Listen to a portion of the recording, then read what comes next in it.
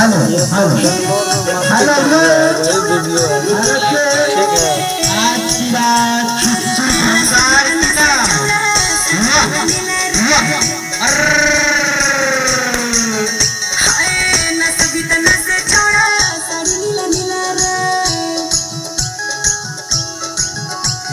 जोड़े जोड़े जब देवो तारा देख लगे भी दिन में तारा। अरे अरे हो गया जोड़े जोड़े जब देवो तारा देख लगे भी दिन में तारा। अच्छा खाना ये छिल छिल खाना हुआ चलिया वाला के हाँ कहने की मतलब है आज की रात से चूर संसार की ना खाने से हेलो हेलो वाह वाह वाह